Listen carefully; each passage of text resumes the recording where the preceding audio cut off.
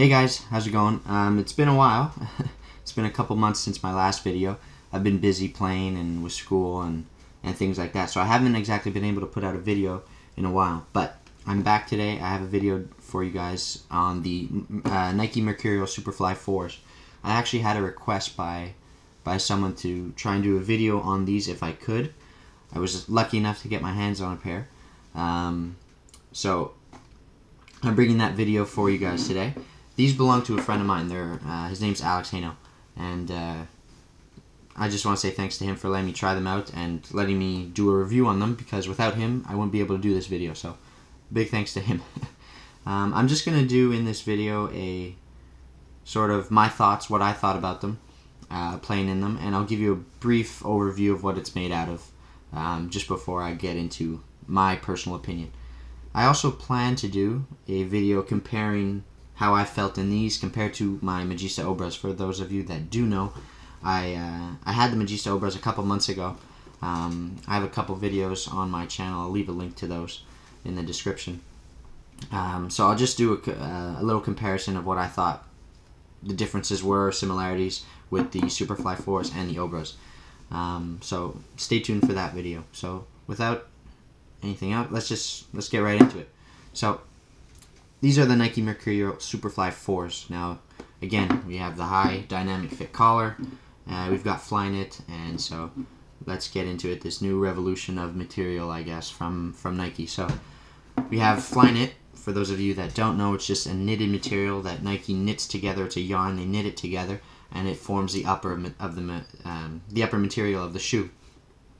They've also incorporated, again, this dynamic fit collar, which is supposed to wrap around your ankle and provide a sock-like feel on your foot. So that's the upper material. They've also incorporated, if you can see the pattern sort of here, it goes from the outsole all the way up into the laces. Sorry. Those are called brio cables, and the idea is that when you tie the laces, that allows the shoe to give you some sort of support. So it's not just, you know, moving around when you turn and cut and change direction and stuff like that. So it allows a shoe to keep some sort of shape together while it is still a knit material. So that's basically the upper material. It's covered with a thin layer of, I believe it's Nike skin, actually, same sort of material that you find on the Hypervenoms, but it's got a complete different texturing, because I think the reason that is because it's so thin. It's very thin covering that's just on top of the Flyknit, so it doesn't feel like the Hypervenoms at all. And then on the sole plate there's a stud pattern. We have a carbon fiber sole plate, and we've got this very unique, I guess it's not unique, it's sort of similar to past Superflies and Vapors. So we have the 4 studs in the back, we've got the bladed studs in the front, and the whole idea is to accelerate quickly. That's what Nike are saying. So there's your stud pattern. Okay, so that's basically all there is to the shoe. It's a one-piece knitted upper, thin layer of Nike skin on top of the Flyknit. It's covered with ACC, which stands for All Conditions Control, which is supposed to give you some sort of grip and texturing when you're playing in the rain or something like that in a wet environment. So that's basically the shoe. Again, high dynamic fit collar, Flyknit, Nike skin, and carbon fiber sole plate. All right, so that's it. You can see it's extremely soft, very flexible. Your collar up here is, it stretches, it moves with your foot. That's the whole idea behind it. Keep your foot locked down in place and provide a sock-like feel, I guess. The insole, I'm not going to pull it out, but it's a perforated insole. Sorry, very thin. Nothing special at all. So that is the Superfly 4s. Those are them. And I'll move on to now my opinion. Okay, so this is my tested opinion, how I felt playing in them, and what it was like. So I'll start with the dynamic fit collar first. This wasn't a big deal for me. It's not like I had to get used to it, because, like I said, I've worn the Magista Obras, and that's sort of the same thing up here. What was different was the sole plate. I didn't care for it at all, to be very honest with you. I found the studs to be overly aggressive. I'll put it in those terms. I found them long. I didn't like the shape. I don't like the bladed pattern, and they were causing a lot of pressure points, on the bottom of my foot. I specifically felt this one. These two outside ones were really tough to deal with almost, because they were just so uncomfortable. There was so much weight digging into the ball of your foot. So I didn't care for those, to be very honest. I didn't like the bladed pattern. I guess I could be used to my Predators too, so I mean, a little bit more forgiving stud pattern, a little bit more comfortable in my opinion.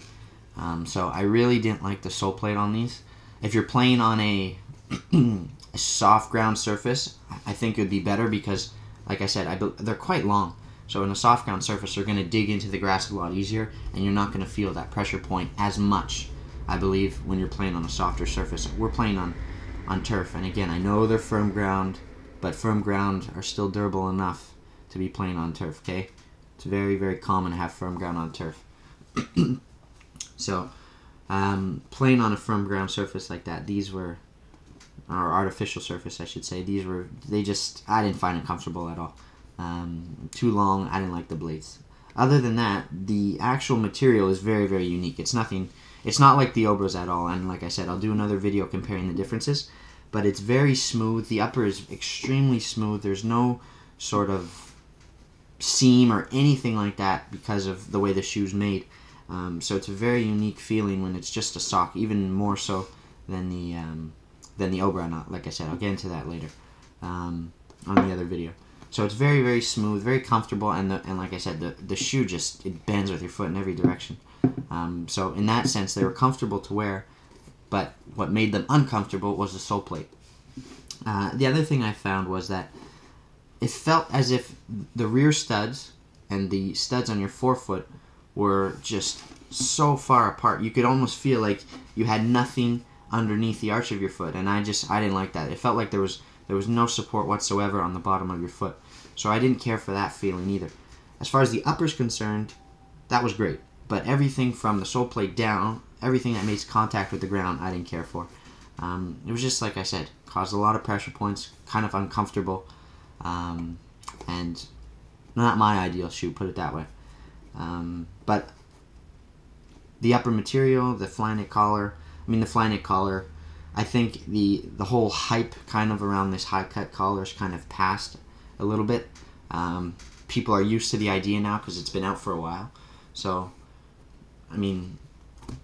it's just a high cut collar. I don't know what to say about it. I don't think it's going to catch on all sorts of shoes. I think it was a great idea, cool kind of innovation, but I don't think it's going to catch on very much because, in all honesty, it doesn't really do much. You don't feel it that much, and it's more of a gimmick, I think, in saying it's one sort of unique feeling with your foot. I don't think that's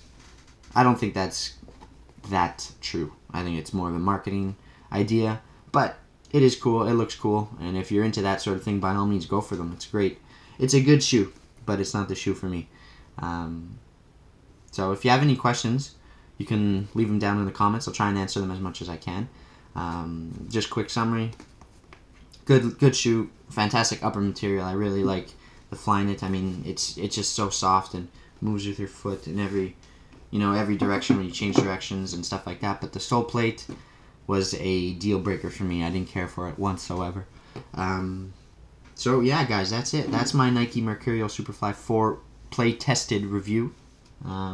Covered a little bit what the materials were like, and that's all for today. Thanks a lot, guys, and stay tuned to the channel. There'll be a couple more videos coming up, hopefully within the next few weeks.